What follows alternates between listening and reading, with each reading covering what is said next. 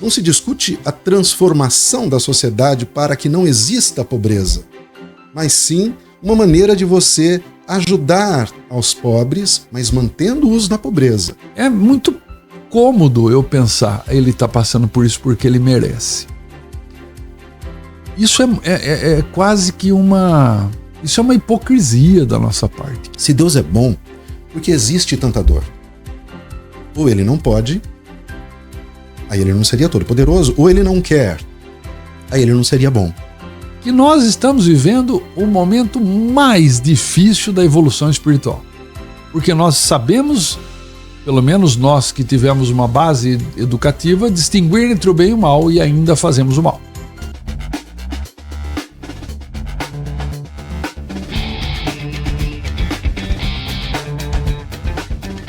Saudações a você, companheiro, e a você, companheira, nessa jornada terrena. Seja bem-vindo a mais uma edição do programa Espiritismo Sem Censura. Lei de causa e efeito talvez seja uma das leis mais comentadas no Espiritismo. Talvez seja uma das bases com as quais o espírita observa o mundo. Talvez seja a base de onde o espírita busca compreender a justiça divina. No entanto, eu gostaria de lembrar aqui que a lei de causa e efeito não aparece como lei na parte 3ª do Livro dos Espíritos, onde Kardec trata das leis morais. Lá nós temos lei do progresso, lei da destruição, lei da conservação, lei de sociedade, mas nós não temos lei de causa e efeito.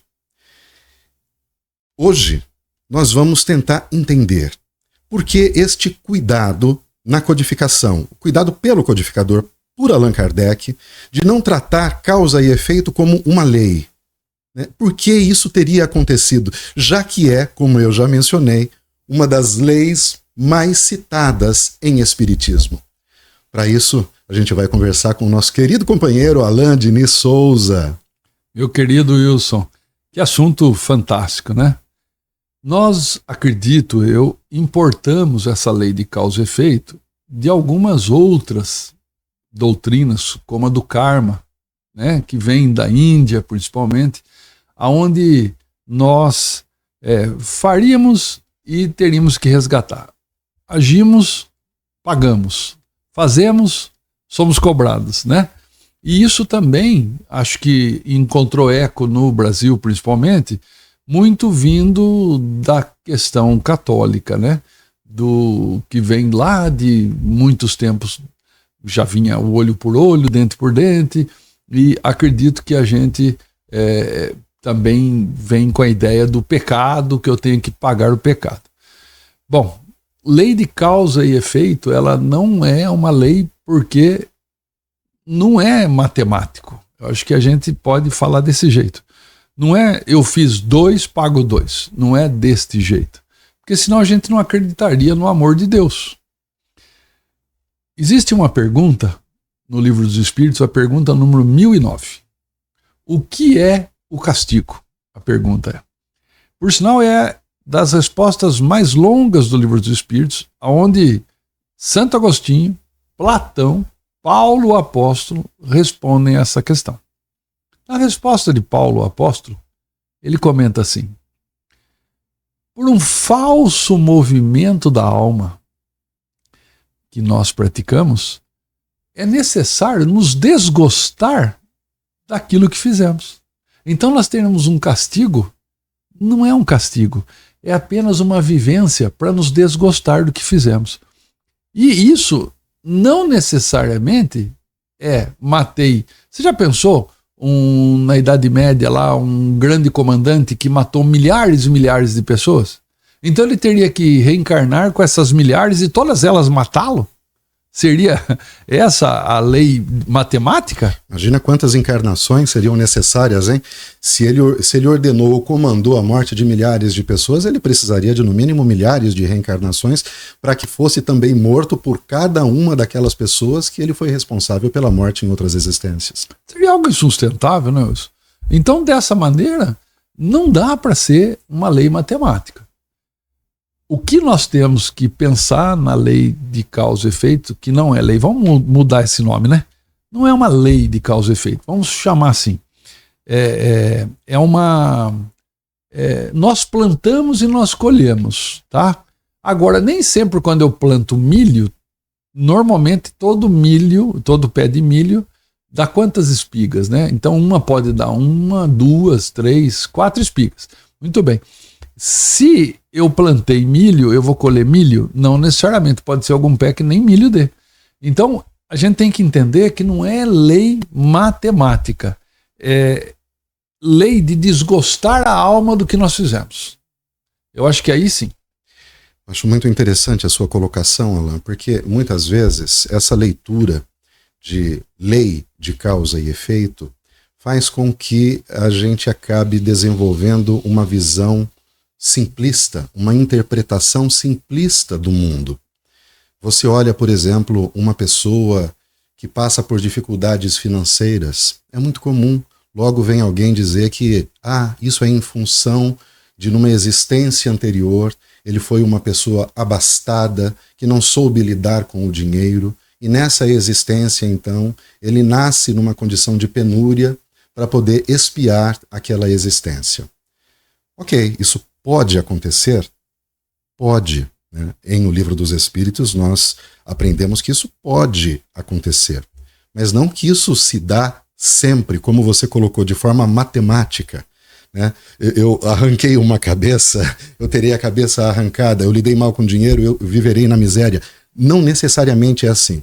E essa visão simplista pode fazer com que nós esfriemos a nossa sensibilidade com relação aos problemas das outras pessoas, aquela crença de que tudo está no lugar onde deveria estar, que eu estou exatamente onde eu deveria estar, vivendo a vida que eu mereço viver. E aí a gente traz a palavra, né, tão perseguida, meritocracia. Essa seria uma das bases que defende a meritocracia.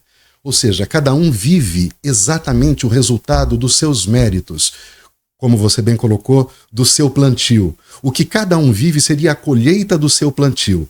Com esta visão de mundo, a gente justifica a miséria, a gente justifica a pobreza e tira da conta da própria sociedade a responsabilidade que esta tem de reverter este quadro. Eu vou citar para você comentá-la, eu acho interessante, que nós não temos lei de causa e efeito nas leis morais apresentadas em O Livro dos Espíritos. O que mais se aproxima seria a lei de justiça, amor e caridade.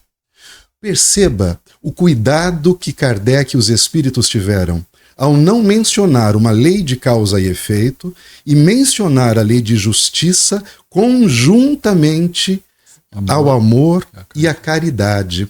Ou seja, não é uma justiça fria, mas é uma justiça que vem coberta, guardada pelo amor e pela caridade.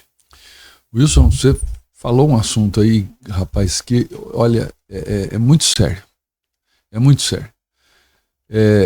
Existe uma lei, a lei do amor. Essa lei, ela deve ser e cada vez mais exercida por todos nós. E esse é o amor é o grande diferencial do mundo. O mundo, ele precisa vivenciar mais o amor.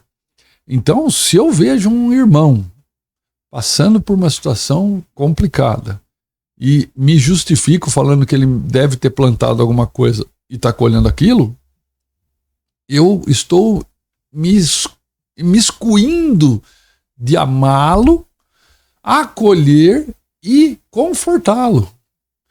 É muito cômodo eu pensar, ele está passando por isso porque ele merece. Isso é quase que isso é uma hipocrisia da nossa parte, que é uma das coisas que Jesus também, na encarnação, veio combater. Nós temos que fazer tudo que está no nosso alcance para amar. Inclusive e principalmente diminuindo a dor do outro. E a dor do outro, eu não lembro em que livro que eu li que a pessoa pedia para reencarnar sem o braço direito. Eu não lembro o livro, isso. E E o espírito que estava ali ajudando ela na reencarnação falou assim: não vai dar. É muita coisa para você. Nós vamos mandar você sem um dedinho. Que é o máximo que você vai dar conta nessa encarnação. Não vai exigir demais de você. Vá no seu ritmo aceitável daquela... Porque a pessoa, quando ela toma consciência no plano espiritual do que fez, que aí é o grande ponto, né? Ela quer resolver aquilo numa encarnação. Ela fala assim: não, me tira o braço, eu não posso mais falhar com o braço. Agora, dá certo mortificar a carne para evoluir o espírito, Wilson? De forma alguma. Eu acho que assim, você não consegue... A gente reencarna com o objetivo de aprendermos. Aprender a amar. Segundo o que você acabou de dizer, o amor é a lei maior. Então eu tenho que aprender a cumprir a lei do amor. Então, eu posso fazer a leitura de que o nosso planeta, a nossa existência, seja uma escola. E para eu ensinar alguém, essa pessoa tem que ter as condições mínimas de bem-estar para que possa aprender. Eu não consigo ensinar aritmética para uma criança se ela estiver com fome, se ela estiver com frio, se ela estiver com dor. Ninguém aprende nessas circunstâncias. Então eu tenho que primeiro alimentá-la, eu tenho que primeiro aquecê-la, eu tenho que primeiro remediá-la, né, cuidar dela, para que depois ela encontre uma condição de equilíbrio, de bem-estar, e aí eu poderei ensiná-la. Então a mortificação do corpo é isso. Como eu posso aprender alguma coisa perturbando o meu corpo, né, causando mal a mim mesmo? E nem Deus, não seria um recurso que o pai utilizaria de mandar um filho dele para cá em grande sofrimento enquanto ele precisa aprender. Ele precisa aprender. Então, eu acredito que Deus, como um pai, daria condições mínimas para que nós pudéssemos aprender. Se essas condições não se revelam na concretude da vida, não é uma questão, uma responsabilidade de Deus, é uma responsabilidade nossa, enquanto sociedade. Nós, enquanto sociedades, escolhemos o modelo econômico, o modelo de distribuição das riquezas que são produzidas, como elas são distribuídas entre as pessoas, entre os integrantes dessa sociedade. Então, com base nesse modelo que nós escolhemos, nós criamos uma realidade. E essa realidade é impeditiva para muitos elementos dessa sociedade de aprender a amar. Como nós podemos ensinar alguém a amar? Se, na verdade, ele vai aprender a odiar. Em muitos casos, dependendo do meio aonde ele nasce. Mas, volto a dizer, isso não é uma responsabilidade de Deus, não é culpa de Deus, mas culpa da nossa organização. A maneira que a gente conduz as coisas, né? Na educação, por exemplo, outro dia eu estava lendo que para a pessoa aprender matemática, uma ideia assim, ela precisa aprender a abstrair. Então, quando eu falo assim, imagine um cilindro dentro de um cubo. A pessoa que aprendeu a abstrair, ela já vê mentalmente um cilindro dentro de um cubo. Eu não preciso nem desenhar, que a pessoa já sabe. Agora, para aprender a abstrair, é necessário que a criança brinque. Ela precisa brincar, ela precisa imaginar, ela precisa criar. Hoje se fala muito da dificuldade da escola, né? Tanto por dar aula quanto por assistir aula. O ambiente escolar está um ambiente difícil, está bem complicado o processo da transmissão de conhecimento. A educação não é de lá, a educação é dos pais.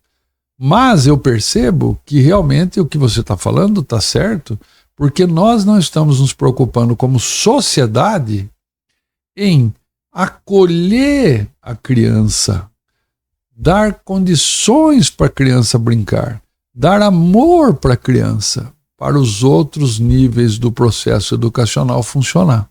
Então, uma criança que chega destruída para o primeiro ano fundamental, ele vai seguir até o final da sua escolaridade com dificuldade. Ele não aprende a gostar de estudar. Ele não aprende a gostar de conviver com os amigos. Ele não aprende a gostar. As professoras e professores não estão se adaptando a esse novo contexto. As pedagogias ainda utilizadas são muito antigas. Elas não se adaptaram ao público novo. E também temos dificuldade com os professores que, na maior parte, aprendem a matéria, mas não aprendem a pedagogia. É interessante a sua colocação. A gente não vai falar muito de pedagogia, mas é interessante porque é assim, todo mundo gosta de evolução científica. Quando você vai no médico, por exemplo, o médico te fala, olha, eu tenho uma nova máquina, um novo aparelho que faz o exame em você, tridimensional e tudo mais, e a gente vai fazer esse exame em você. A pessoa fala, nossa, que ótimo, eu quero, né? Olha, eu tenho um novo remédio, um novo medicamento que foi uma pesquisa recente, e a pessoa fala, nossa, que bom, eu quero também receber esse novo medicamento. Mas aí quando chega na parte da educação e da pedagogia, a pedagogia também é uma ciência e evolui também. Hoje nós entendemos como se estrutura o pensamento, a neurociência, como se dá o processo de aprendizado da criança, e não é mais como era há 50 anos atrás, quando a gente utilizava a cartilha Caminho Suave. Mas aí o pai vai na reunião de escola e fala, mas eu aprendi na cartilha, era B, I, A, Bá, era assim, eu juntava as sílabas, formava as palavras, agora vocês estão querendo ensinar de outro jeito, meu filho não aprende. Ou seja, a tecnologia só é boa em determinadas áreas. Agora, a tecnologia aplicada, né, a educação, ela não é bem recebida. É como se no passado a educação fosse melhor do que é hoje. É curioso essa visão. E não é assim. Existem muitos especialistas em educação se debruçando em cima do tema, fazendo pesquisas profundas, né, para poder melhorar a capacidade do ser humano de aprender mais rapidamente. Não só a sua língua, quanto o pensamento abstrato, tão necessário para o aprendizado da matemática, da lógica, da matemática, enfim, tão útil nos dias de hoje, quando a gente trabalha com computadores, inteligências artificiais. Mas, enfim, Alain, eu mencionei no início que a lei de causa e efeito também ela é utilizada como uma forma da gente compreender a justiça de Deus. Porque uma das dificuldades que todos nós temos de aceitar a existência de um Deus que seja infinitamente bom é que ele seja justo. Porque parece que não combina. Se Deus é bom, por que existe tanta injustiça? Se Deus é bom, por que existe tanta dor? Ou ele não pode, aí ele não seria todo-poderoso, ou ele não quer, aí ele não seria bom. Então, a lei de causa e efeito é uma maneira que nós temos de ajustarmos a justiça divina ao que nos parece justo. Então, quando eu falo que alguém está sofrendo, mas é porque ele plantou aquele sofrimento, e que se não plantou nessa existência, plantou em outras, é uma leitura que eu faço que facilita o meu entendimento e a minha aceitação da justiça de Deus. Eu penso simplesmente, poxa, isso está acontecendo, mas é porque de alguma forma essa pessoa plantou isso daí, porque Deus é justo. Deus não deixaria ele sofrer se ele não fosse merecedor. Então nós vamos acreditar nisso. Então, e o Espírito acredita nisso. E eu já ouvi em muitas palestras, né, a seguinte colocação. No mundo, de grandes palestrantes, no mundo existem injustiças, mas não existem injustiçados. Então é uma frase muito forte. Porque quando eu vou pensar na totalidade do sofrimento e da dor, essa frase não consegue me acolher. Eu não consigo aceitar isso. E eu me afasto dessa explicação e dessa leitura. E muitas pessoas se afastam até do espiritismo por conta dessas leituras. O mundo está às portas da Terceira Guerra Mundial. Isso é um fato. Especialistas têm alertado sobre isso já há algum tempo. As tensões estão cada vez maiores entre Rússia, Ucrânia, Estados Unidos, China.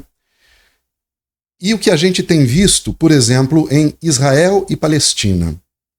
Israel empreendendo uma guerra contra um grupo terrorista, o Hamas, em resposta a um ataque que eles sofreram, mas essa resposta desmedida, Alain, que acabou se alcançando toda a população civil de um país inteiro, a Palestina. Ou seja, deixou de ser uma guerra entre Israel e o Hamas e passou a ser uma guerra entre Israel e a Palestina. Bombas são lançadas em centros urbanos. Crianças são mortas, milhares, dezenas de milhares de crianças. É a única guerra no mundo em que a maior quantidade de mortos não é militar. São civis. É muito difícil, Alain, para eu tentar acreditar que todas essas mortes são justas. Eu não posso acreditar que todas essas pessoas foram colocadas ali, todas elas, todas aquelas crianças foram colocadas ali, porque elas mereciam morrer bombardeadas naquele lugar. Eu estou falando em dezenas, centenas de milhares de pessoas. Então, essa leitura não me acolhe. O Wilson, a gente encontra no Livro dos Espíritos: bem é a essência do Criador, mal é a essência da criatura. Baseado nisso, Deus deseja a cada um de nós, sem exceção, o bem total. Deseja que cada um de nós evolua espiritualmente até um nível de espírito puro. Essa é a finalidade da criação. Só que nós, ainda espíritos muito rasos que somos, ainda temos o mal como um açoite, não só para o outro, como muitas vezes para nós mesmos. Muitas vezes nós nos açoitamos porque fizemos alguma coisa que achamos que não devíamos fazer. Então nós temos que lembrar que, assim, nós estamos num nível evolutivo, segundo o Espiritismo, de expiação e provas. O mundo de expiação e provas, ele veio de um mundo primitivo. Então os espíritos que estão aqui no nível de expiação e provas não são tão evoluídos assim. Entre nós, às vezes, vem um espírito de regeneração para nos dar exemplos, para nos inspirar na nossa evolução e até para trazer tecnologias que possam nos auxiliar. Mas nós estamos aqui num nível de mundo que o mal é superior ao bem. Nós dois que estamos falando, não vamos nem falar dos outros. Nós sabemos diferenciar o bem do mal. E ainda assim pensamos no mal, ainda assim não agimos no total bem que a gente gostaria, ainda assim escolhemos os nossos para ter benefícios primeiros do que a maioria. Então, a vivência do bem ainda é algo difícil. Quando esse mundo evoluir para um mundo de regeneração, e nós lá podermos estar, se assim o merecer, né? Lá quer dizer que o mal vai estar extinguido? Não. Lá o bem prevalece sobre o mal. Mas segundo os espíritos, é um planeta de convalescença, ou seja, da recuperação de uma doença fortemente sofrida. Dessa maneira, acredito eu, e é uma leitura particular, que nós estamos vivendo o momento mais difícil da evolução espiritual. Porque nós sabemos, pelo menos nós que tivemos uma base educativa, distinguir entre o bem e o mal e ainda fazemos o mal. Por isso acho a dificuldade desse momento. E acho também que nós somos muito silenciados e silenciosos quanto ao mal alheio. Alain, você colocou muito bem a questão de sermos silenciosos demais. O próprio Kardec trata desse assunto quando ele pergunta ao Espírito de Verdade se nesse mundo aparentemente o mal não está sempre, não predomina com relação ao bem. E ele diz, o Espírito de Verdade responde dizendo que os bons, né, são silenciosos e tímidos, enquanto os maus são ardilosos e, né, acabam eloquentes, exatamente, fazem mais barulho, assim dizendo. E o Espiritismo é cristão. A gente não pode se esquecer que Jesus, ele combateu, de tudo que ele combateu aqui, nós já comentamos isso em outro programa, o que ele combateu com ênfase maior foi a hipocrisia. Eu não vejo como ser cristão e defender certas posições, como sendo justas, ou como sendo reflexo da justiça divina. E veja que esse mal-estar que eu sinto, Kardec também sentiu. Quando Kardec, em O Livro dos Espíritos, trata sobre as tragédias coletivas, sobre tsunamis, erupção de vulcões, né, tempestades que levam vidas de centenas de pessoas, em determinado momento ele pergunta se todas aquelas pessoas eram merecedoras. E o Espírito de Verdade, ele segue a direção de que seriam, de que tudo ali está sendo preparado. E Kardec sente um mal-estar nessa resposta e pergunta novamente, mas será que todas as pessoas que estão ali, será que aquilo é justo para todo mundo? Ao que o Espírito de Verdade, não que dá um passo atrás, mas ele flexibiliza a sua resposta. Ele dizendo que ele diz que nós temos uma visão simplesmente da nossa existência, né, mas que a visão espiritual ela é mais ampla e que se algumas pessoas ali, né, não deveriam estar ali, elas adquirem como um crédito, né, para outras existências. Então veja, ele está assumindo neste momento a possibilidade de que nem todo mundo que vive aquilo é merecedor daquilo, abrindo a possibilidade de um crédito a essas pessoas que estão onde não deveriam estar, ou seja, que são vítimas de uma injustiça. Vamos falar de uma tragédia ecológica no Brasil, Brumadinho, aquela barragem que se rompeu. Aquilo lá foi erro humano, foi erro de uma empresa que, em busca de lucro, reduziu os investimentos na manutenção daquelas estruturas e fez com que aquilo se rompesse e matasse centenas de pessoas. Será que todas aquelas pessoas... Eu não posso acreditar que todas aquelas pessoas mereciam morrer, porque isso dá uma ideia até mesmo de não punição dos responsáveis aqui. Porque se a gente entender dessa forma, Alain, como a gente vai explicar o aborto, por exemplo? Como a gente poderia explicar o aborto? Então, se o menino que morreu do aborto deveria morrer, porque é justo, então quem fez o aborto seria um instrumento de Deus, não seria um criminoso. Você sabe que eu estou tentando lembrar de uma frase... E ela sumiu, mas a ideia é assim, vê se você me ajuda. Há um mal praticado. Aquele que sofre o mal, ele aprende alguma coisa ao sofrer o mal. Que seja por bônus, que não fosse merecido passar por aquilo, mas ele aprende alguma coisa. E eu lembro que os espíritos falam, mas coitado daquele que é o artífice do mal, exatamente. O causador. Eu não lembro bem a frase. Eu acho que é de Jesus, o mal há de vir, mas ai daquele que... Isso, é essa mal frase. Há de vir. O mal vai acontecer porque no mundo com 8 bilhões de pessoas perturbadas, o mal tem que ocorrer, é natural. Não, o mal prevalece sobre o bem no nível que nós estamos. Então, mas coitado daquele que pratica o mal, não do que sofre o mal. Veja, a frase de Jesus é interessante, porque aquele que sofre o mal, se alguém fizer mal para mim, veja que eu tenho várias maneiras de enfrentar aquela ação.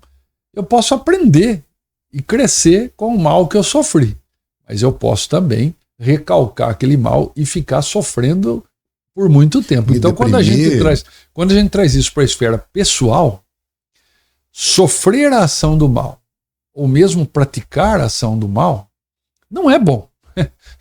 Para brincar com as palavras, não é bom. Fazer o mal não é bom para ninguém. Nem para quem fez, nem para quem recebeu. Nem para quem recebeu.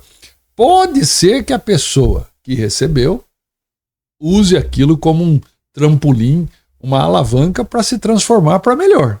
Mas começando de um jeito doído, torturada. Ela começa na dor, né? A gente fala muito isso no Espiritismo, que as pessoas muitas vezes chegam no Espiritismo pelo amor ou pela dor. Acredito eu que a maioria chega pela dor. Então a dor tem. Eu sempre brinco, mas falando sério, que a dor é companheira do amor. Quando a gente se distancia do amor, a dor chega para nos trazer de volta ao caminho do amor. Então a dor pode ser a que nos conduz ao amor. Pode ser. Mas pode ser também que nos leve a sofrimento por muito tempo. Daquela dor sofrida, daquele sentimento de ter sido oprimido, daquele sentimento de ter sido injustiçado e tudo mais. E a pessoa tem dificuldade em romper aquela dor para chegar no amor. Então, o mais problemático no mal é quem pratica o mal. Só que nós, muitas vezes, eu lembrei agora aqui de Hannah Arendt, que quando ela vai assistir o julgamento de Eichmann em Jerusalém, que foi o oficial nazista responsável pelos campos de concentração, ele fala que ele não fazia nada de errado. Por quê? Ele ia com a família toda semana na igreja. Ele educava e dava comida para a esposa e para os filhos. Ele cumpria a função dele militar, porque ele bem cumpria a função dele militar. E social, né? E social.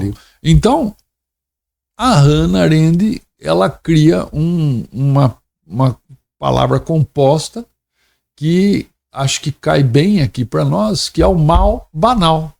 É a pessoa que pratica o mal de forma banal, porque ela nem dá conta que está fazendo mal. Por quê? Porque falta para ela bom senso que ela está lidando com outro ser humano. Eu vou fazer uma provocação, Alain. Novamente voltar ao termo lei de justiça, amor e caridade. Veja que você falou sobre Eichmann e mencionou que ele se julgava uma pessoa cumpridora de todos os seus deveres. Uma vez que ia na igreja, que praticava... Talvez ele praticasse atos de caridade, ele fizesse doações. Até pudesse. É bem provável que fizesse para algumas pessoas. Então eu vou trazer este ponto para a nossa realidade também. Eu vivo sob um sistema, como eu acabei de mencionar, que distribui as riquezas de uma forma bastante injusta, que oprime sempre aquele que menos tem. Nós sabemos que, por exemplo, no Brasil, apesar de todas as tentativas, e agora uma tentativa por parte do governo federal de mudar um pouco a política tributária, aumentando a tributação dos mais ricos e reduzindo as dos mais pobres, sabemos a repercussão disso, que é uma repercussão muito negativa, está tendo uma movimentação contrária a essa ideia. E não é curioso? Não lhe parece justo que o rico pague mais do que o pobre? Parece justo. Mas, no entanto, as pessoas, a própria população, não se dá conta dessa injustiça. Mas vamos avançar. E aí, grupos poderosos, detentores de muita influência, montam fundações. Essas fundações, nós sabemos, são isentas de impostos, né? E essas fundações atuam em ações sociais, fazendo caridade.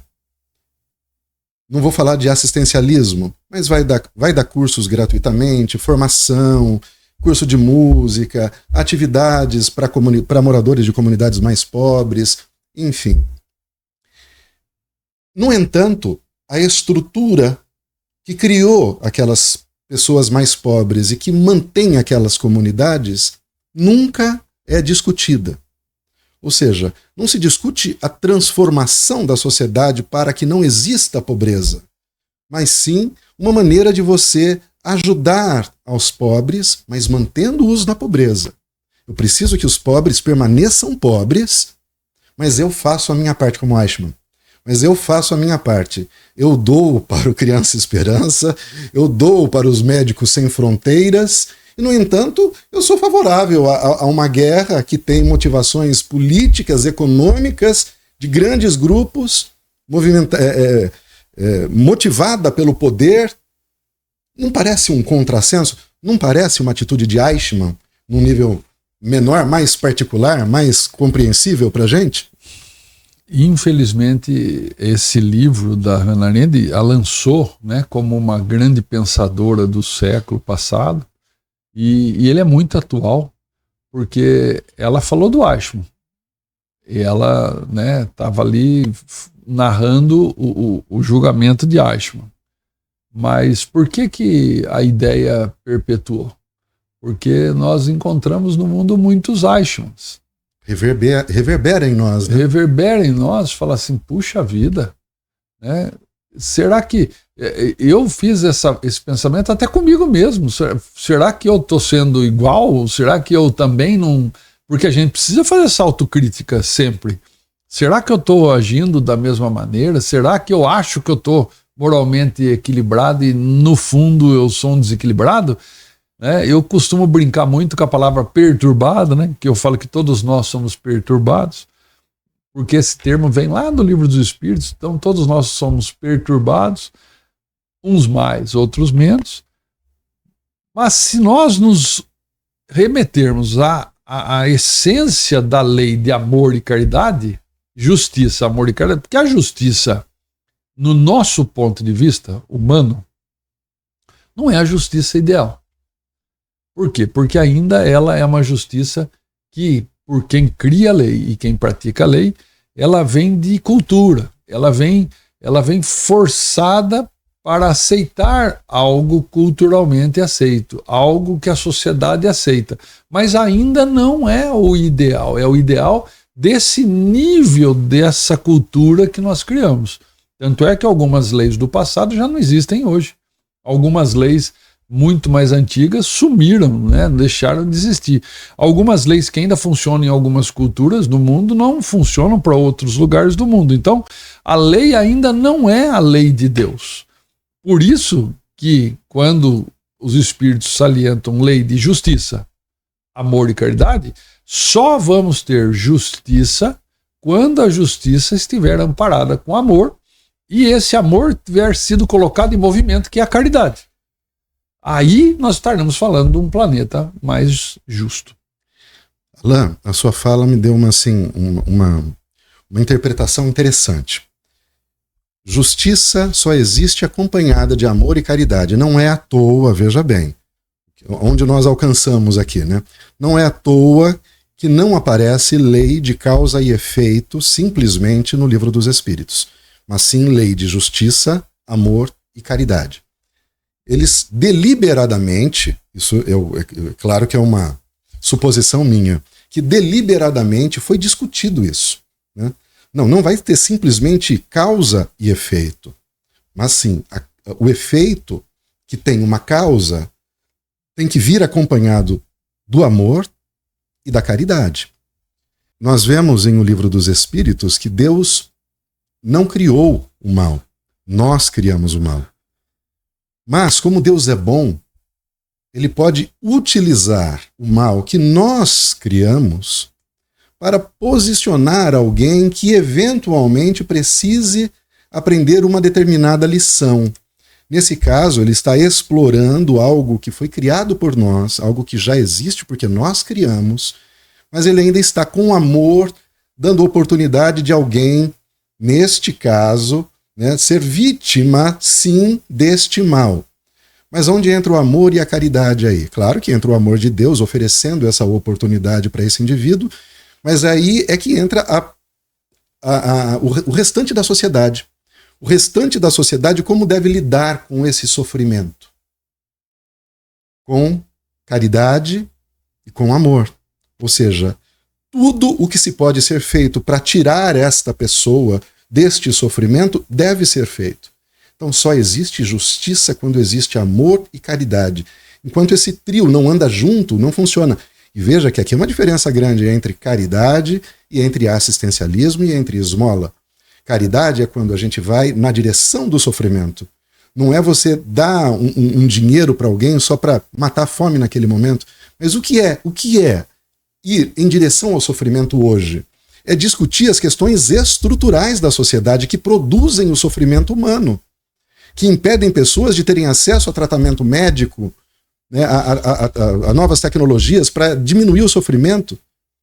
As pessoas morrem nas filas de atendimento do SUS ainda hoje porque demoram meses para conseguir realizar um exame. Quando libera o exame, né, eu vi uma reportagem há pouco tempo atrás ligando para a casa de uma paciente dizendo que o exame do pai dela já poderia ser realizado e ela disse que não precisava mais porque ele já havia sido enterrado. Então, nós ainda vivemos nesse mundo. Se nós não discutirmos essas estruturas e pensarmos da riqueza que é produzida, como a gente pode distribuir essa riqueza para atender todas as pessoas, ou seja, para que o pobre deixe de ser pobre, a gente está mantendo a estrutura do sofrimento que foi criado por nós. É um círculo vicioso. Ou seja, enquanto o amor e a caridade não atuarem, o mundo não vai passar para o mundo de regeneração. E a justiça não vai ser plena. E a justiça não vai jamais. Nunca. Vai ser um mundo de sofrimento e de sofredor, de sofrimento e de sofredor, de sofrimento e de sofredor. Ontem faleceu Ney Latorraca. Grande ator. Com 80 anos. E eu li um trechinho comunicando o falecimento dele, que ele tinha 4 imóveis, assim, no trabalho dele, ele tem uma origem muito simples, segundo o texto, e que ele tinha 4 imóveis. E ele deixou os 4 imóveis, um para cada instituição de caridade, em testamento. Então, olha só, uma pessoa que teve assim um sucesso profissional, né? Ele conseguiu ter um sucesso profissional, foi um ator respeitado, ganhou, não é uma fortuna, mas ganhou um certo dinheiro, investiu, que ele falou assim que teve uma velhice amparada por esse investimento, e após a sua morte ele ainda deixa os 4 imóveis que ele adquiriu, um para cada instituição lá que ele achava justa de... Eu não vou lembrar o nome das instituições agora. Um deles é a Casa dos Artistas. Casa Retiro dos Artistas. Aí eu sei que uma é para uma associação que cuida de câncer em criança. Sim. Eu sei que é 4 instituições. Eu acho que isso... porque assim, ó, tudo na vida que eu acho que eu tenho, eu só tenho em posse temporária. Nós já falamos isso. Quando eu desencarnar, eu não tenho mais nada. Só o que eu adquiri para o meu espírito imortal. Então, o que eu estou fazendo do material que eu ganho, do material que eu tenho acesso, do material que é de uso, é ferramenta. Para ser justa, ferramenta para desenvolver amor e colocar o amor em movimento praticando a caridade. Acho que essa seria a justiça maior.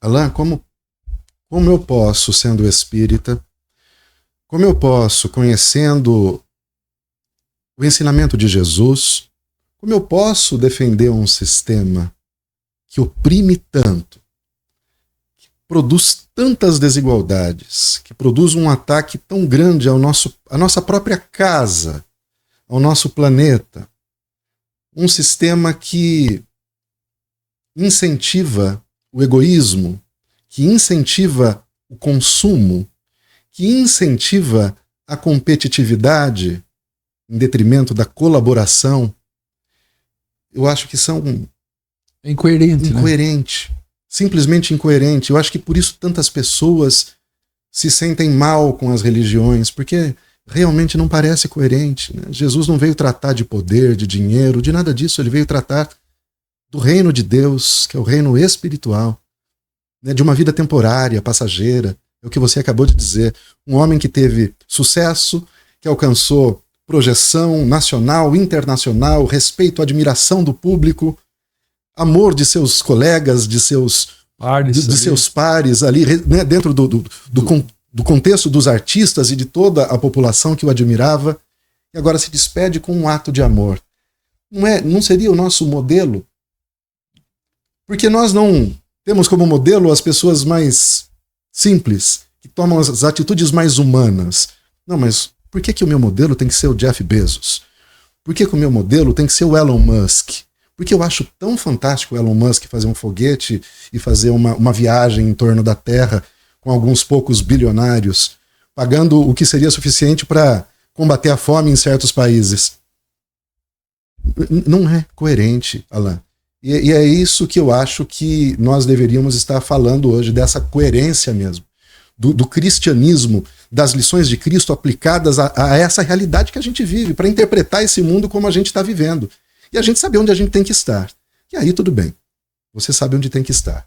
E se você não está lá, aí sim, a decisão foi sua. Escolha.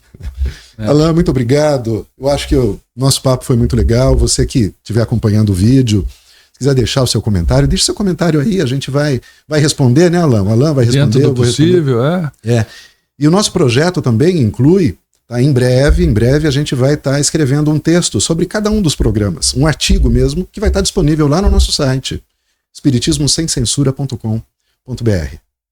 Muito obrigado, Alain. Até a próxima, meu querido. Até o nosso próximo encontro.